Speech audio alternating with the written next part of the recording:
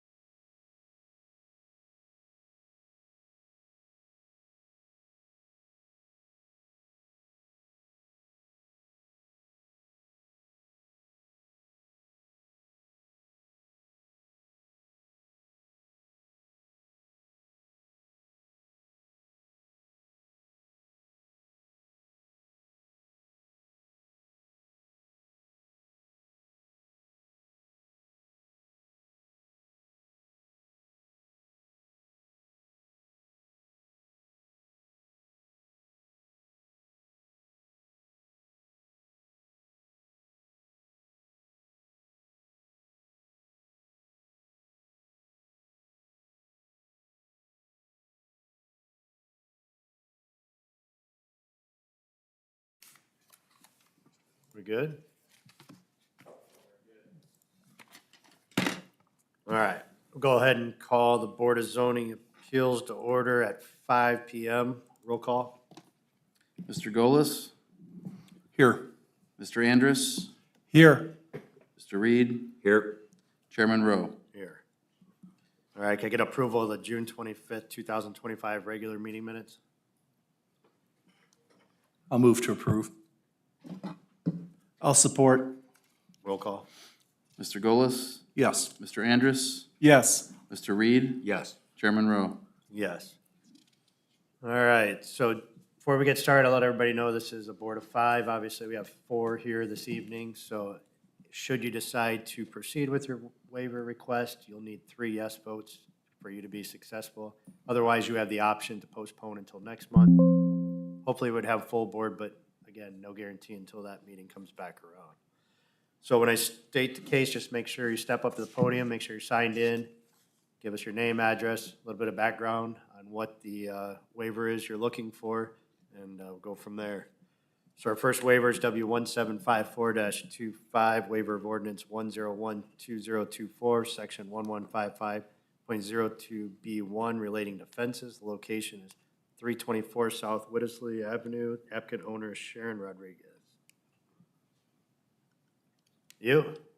All right, go ahead and step up to the podium, state your name, address, make sure you're signed in, and then just. And my brother's with me, is that okay? That's fine. Whoever's here to speak, that's fine. Okay. Never done this, so You're good. I'm not sure what I'm supposed to do. Are you signed in? Yeah, I'm All sorry. right. So go ahead and state your name, address. Sharon Rodriguez, 324 South Whittlesey Avenue, Oregon, Ohio, 43616. All right, and then just give us an explanation basically of what your hardship is and why you're looking for the variance for this particular case. Okay, I live on a corner lot, so I don't have a rear yard that's wide enough to handle an in-ground pool. And so I want to extend my fencing that's on the side yard that is closest to Whittlesey Street. Let me see, there's the pool. I want to go out, I asked for 10 feet, because I want to have room enough, because the pool had to be 10 feet away from some power lines, I was told. And so that's, barely gives me 2.5 feet before the fence, unless I extend it out. So I want to put a white vinyl privacy fence, 6 feet high. Also because I spoke with a commissioner not too long ago, and I also wanted to note that I want to try to make this a safe place for my grandkids too. So I want to have it all fenced in with a nice white vinyl privacy instead of what it's got now, a chain link. So the difference, you said was what, 2.5 feet from the edge of the front of the house to where the pool starts? Yeah. It doesn't even give us room hardly to, have an entrance. Well, I mean, you can definitely put a 4-foot fence, which is, you can take that as far out as you want in the front yard. So 6 foot just can't start until the front of the house. So you can either taper back down to a 4-foot in the front yard. It is, but. I mean, so there are options. It's not like you're completely restricted on fences. So you can have a 4-foot fence in the front yard. So I assume you're here because you're trying to put a 6-foot fence in the front yard. No, the side yard, where the pool, I have to put the pool in the side yard. Where you see this 12 feet and that, okay? Correct, but it's still a front yard because you're at a corner lot. So Oh, you get- okay, so you call it a front Yeah. yard, okay, okay, Yep, all right. So currently she has I think it's a 3-foot fence, okay, chain link, okay. So the pool position now with that existing chain link fence is only 20 inches from the edge of the pool to that chain link. She wants to move that front yard fence out by 10 foot. which it can be, it can go up to 4 foot tall and you're still in compliance. So- Right, so to- but she wants to do a privacy. It'll be a new privacy, but she wants that fence to be further. Stand it out past the house. Yeah, that's definitely the issue. Have you considered putting shrubs, maybe having a 4-foot fence, for protecting the backyard for the pool area? And then people will then put arborvitaes Yeah, alongside the fence that will grow up for privacy. I've seen that done also. correct. What is the ordinance as far as why, what's the restrictions on moving that fence out? You can move the fence, it can go up to 4 foot tall and that's it, but you can go to 6 foot. I mean, 6 foot's really more of a rear yard fence for privacy issues, so you don't want to put a Well, we 6 can do foot, a 5-foot, doesn't have to be 6 foot. 4 foot tall. Okay, a 4-foot privacy, you're saying your restriction is 4 You were, foot. if you wanted to do 4 foot in the front yard, you wouldn't even have to come here tonight, No, but can we extend it out past the house? correct? We can? 4 foot. As At long 4 as, foot. so it's more the height of the Correct. fence. See, no one Yes. told me that.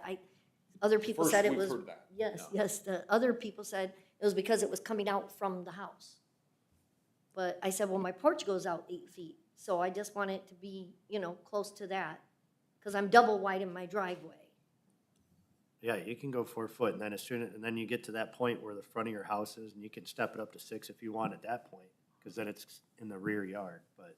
Oh, okay, so she can do the frontage at 4, but anything on the side, once You she can go gets to the back up. house, Yeah, you the can- house line. You can go back up Bump to up to 6. 6 foot Correct, there. yeah. And then on her other side, she's just gonna box that in with another privacy, and that can be. Yeah, and there's creative Oh, ways. yeah, could that be that You could be can- 6 foot, right? It's where the alley, there's a Yeah, non-existent alley. anything in the there. rear of the property can be 6 foot, yeah. Okay, Oh, okay. And, I mean. okay, so like- then Are we you good? got 4 foot in the front that you can do, you can move it out as far as you want. And 4 foot's high. And it, than- I mean, that's your decision on the 4 foot. I mean, like you said, you can do creative landscaping, which a lot of people do in town to try and, get more of that privacy, but it doesn't jump out and bite you that it's a 6 foot tall privacy fence in somebody's front yard. That's what people want to see when they drive down the front yards, big privacy fence, so. Well, it's a double lot, so, and I get it's- it. Yeah, it's not gonna interfere with But still. the street. So Yeah. 4 foot, if you Yeah. went with 4 foot, you can move it out. Is that? Yes. Correct. Okay, so then you go with 4 foot and then everything else at your property, where the house is, then you can bump it up to 6 if we want to along the side. Yep, you got it. Okay. All right. Any other questions from the board? Is this an issue then now? I don't know, Or do you we want to withdraw? How do you want it to handle? We'll still go through the motion, because we're not gonna allow a 6-foot fence basically, so we'll just. Yeah, on the front edge of the house. Between exactly, so we'll still go through the motions and all that, but I guess, is there any questions from the board before that? Is there anybody here to speak for or against the matter? With that, I would entertain a motion.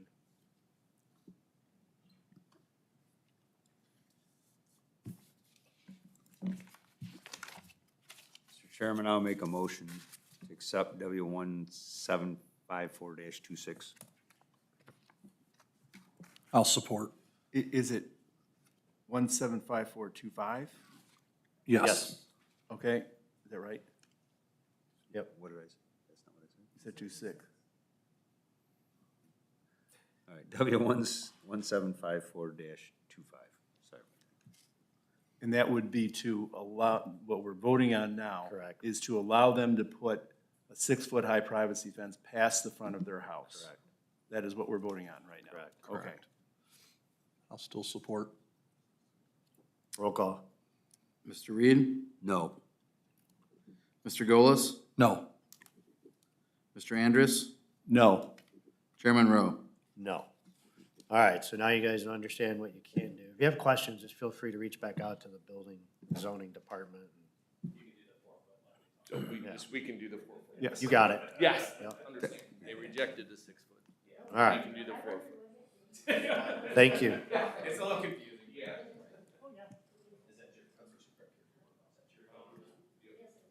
All right, next waiver is W1757-25, waiver of ordinance 269-2001, section 1135.02, relating to side yard building setbacks, ordinance 057-2013, section 1337.05, C3B1, relating to permitted signs, ordinance 269-2001, section 1139.08A, relating to frontage setbacks, ordinance 068-2017, section 1144.09 relating to landscape standards, ordinance 269-2001, section 1152-08 relating to buffer yard requirements, and ordinance 164-1984, section 1157.04 relating to parking space dimensions. Location is 2850 Navarre Avenue. The applicant owner is Bay Rock CFA LLC. Thank you for that long-winded variance. Hi, my name's Greg Monig. I'm with Wolpert Engineering, and I'm here representing Chick-fil-A. I won't try and reiterate any of those setbacks, but basically the hardship is that we're basically, to fit our site or building on this site, we're landlocked on each side, so there's not an opportunity to grow east or west.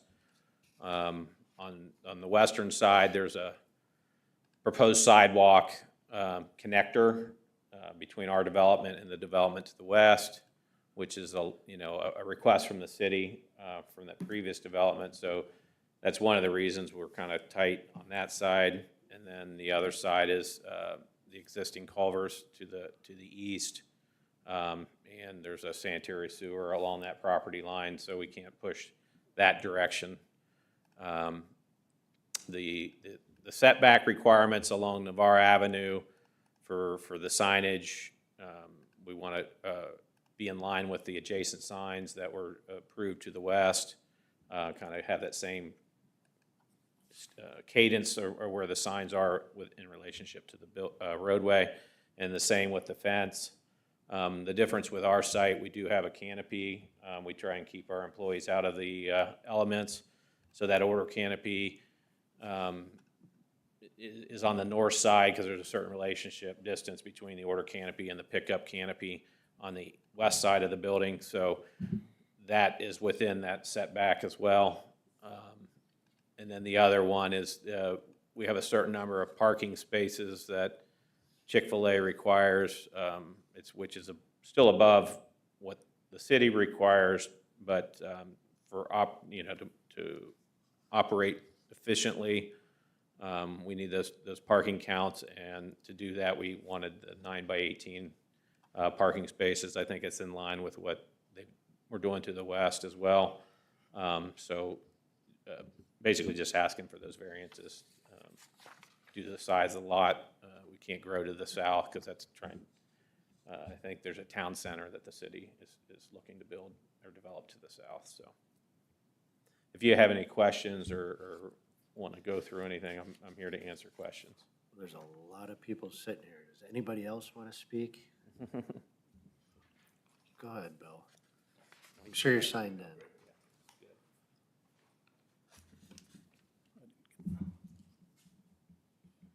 So, Bill Bossman with the River Rock Property Group, and we're the developers of the overall town center project. And pretty much all of these variations stem from this being an overall coordinated development, and that has been divided up into multiple parcels, primarily for financing reasons, so that we can go to different banks for different parcels, and it's hard to get one bank to finance an entire project. But they each have to have a mortgage on the parcel they're financing. So we create these parcels, but then when you do that, all of a sudden you got side yard setbacks if you take the code strictly, and it really limits what we could do if we followed all those kinds of setback rules. And some of the landscape buffers, same thing, that we'll have this ultimately roughly the same amount of total landscaping that you would want, but it might be, instead of a 10-foot buffer on one parcel, it might be 5 foot on each side of our two parcels within the development. And so it's our hope that you were good to us in approving some of the things that we did on the parcel to the immediate west with the Starbucks.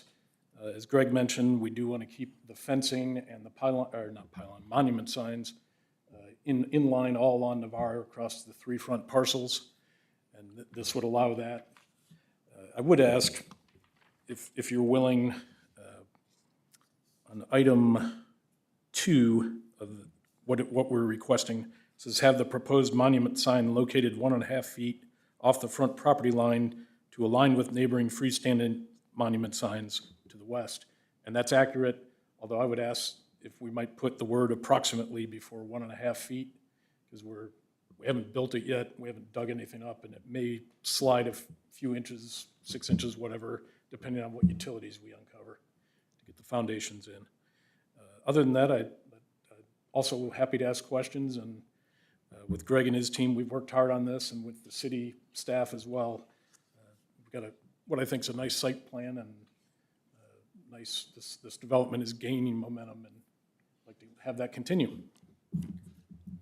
Thank you. Yeah, I mean, I'm assuming the majority of these variances are all kind of driven, I guess 4 out of the 6 of them are kind of driven by, I think, city input. So, the one about the canopy I get, but the other ones I feel like are a little bit more site-driven and trying to comply with the city overlay. So I get it. We have recommendation here. I mean, it's been reviewed, the inter-office. I'm assuming public service and building and zoning both are in compliance. I mean, obviously, you've been working directly hand in hand with the city on the site plan. So I don't know, does the city from any building and zoning side or the public service side have anything additional to add to that? Mr. Chair, we do not have any additional information based on what was presented.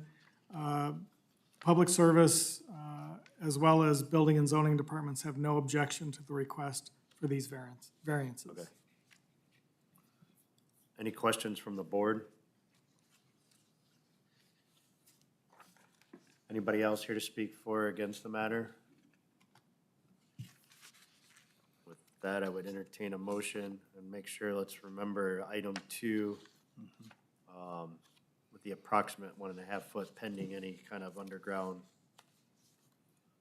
utilities we may run into. Mr. Chair, I'll move that we approve BZA case number W 1757-25 with the revision to item number 2, that the sign be approximately 1.5 feet off the front property line, but aligned with the neighboring freestanding monument signs to the west. I'll second. Roll call. Mr. Golis, Yes. Mr. Reed, Yes. Mr. Andrus, Yes. Chairman Rowe. Yes. All right, you guys are all set. Thank you very much. Thank you. All right, our next waiver is W1758-25, waiver of ordinance 269-2001, section 1155.01C relating to accessory structures. Location is 58 East Springwood Drive. The applicant owner is Brandon Kinsman.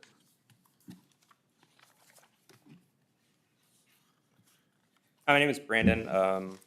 My address is 58 Springwood Street East, Oregon, Ohio, 43616. I was asking for hardship relief to, if you could leave that picture up for me,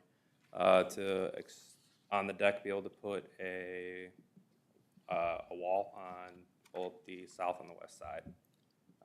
Mostly I'd like to keep the rain penetrating in from the south side because I'm planning on putting a grill and a smoker on the deck there, and those don't fare too well in the rain. So. What is the makeup of the two walls you're trying to construct there? Those are not really 100% sure what I was going to put them as right now, but right now I think they were going to be a slatted boards, So is there kind of, like a 1x8 board probably, or 1x6. so in the way that you're constructing them, is there a way to make them where it's a panel type structure where it is sort of removable with a bolted connection or some sort? Because I'm trying to understand our zoning code and maybe we can get a little more clarification on this, but the way that I read it, it sounds as if when you have these open structures, you can have sort of removable screens on the sides. However, to what extent are we considering removable? If he has a panel that's constructed of 1x8s, slotted, and it's got 4 bolted connections, it's removable. I guess I'm just clarification on that. So I guess my question is to you, is that something that, It could be a removable wall, yes.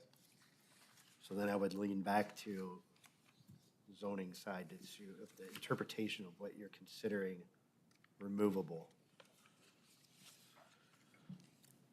Typically, this section is, the only exemption is if it is open on all 4 sides. So the original deck is open on all 4 sides. Now, with the closure of 2, even if it's removable, the code is silent on whether it must be permanent or if removable would be acceptable to maintain an open sided pergola or gazebo or something of that nature. So, I mean, we're here, we'll still make the motion. Yeah. I'm curious if the term removable, whereas you would, a screen, this would classify whether he would be here, but we're here, we'll make the motion, and just thought I'd ask the question. okay. I have a question too. If that were an addition, would it be within the setback requirements? Instead of a deck, if he was putting an addition, building addition in the same location? No, an addition can obviously directly attach to the building, to the dwelling. So it would not meet the setback requirements for an accessory structure, because it would no longer be an accessory structure. Would it meet the setback requirements for the residence if it was attached to the residence, though? If it was just instead of a deck being there, just imagining if you would have put a room addition in this place. Right. No, you're, I mean, if he connected the 2 roofs together, we're done, we wouldn't be here, right? Well, depends on how the deck's built, right? Right. If the posts are 3 feet below grade, yeah, you're They right. are. They're 40-inch pylons. Okay, well then, I guess my So- question is if he attaches it to Yeah. the house, is he need a variance? he would not, because then it would be in addition to the house. Side yards in line with the house. It's better than Yeah. it's not even all the way to the side of the house. Mm-hmm. Are you opposed to attaching it to the house? What level do we consider attachment? Screw. Roof structure, I guess, is what I would think, right? As a roof structure or a wall structure, technically?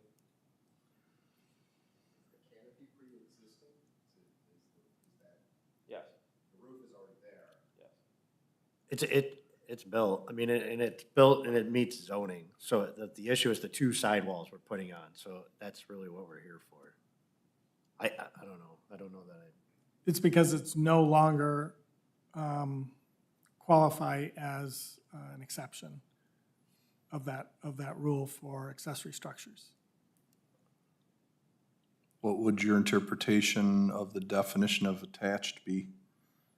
We have permitted, if the roof structures were attached, then that would be, it doesn't have to, I don't believe, be condition space, but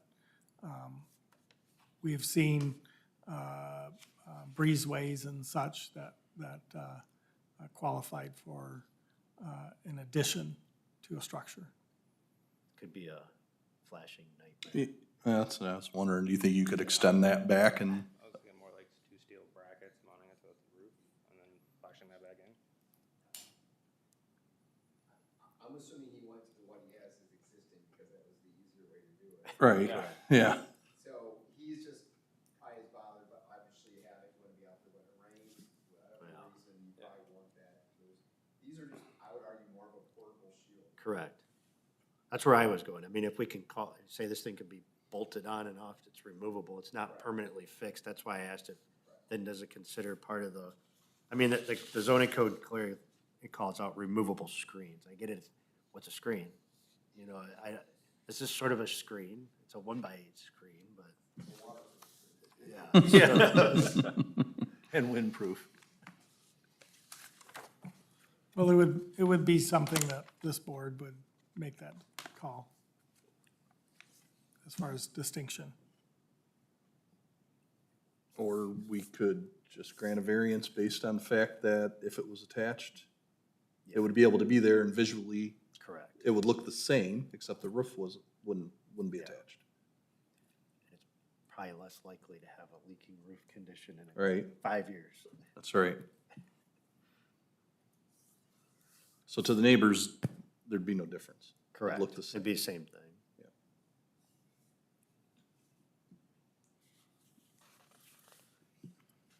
Any other questions from the board? Anybody else here to speak for or against the matter? With that, I would entertain a motion.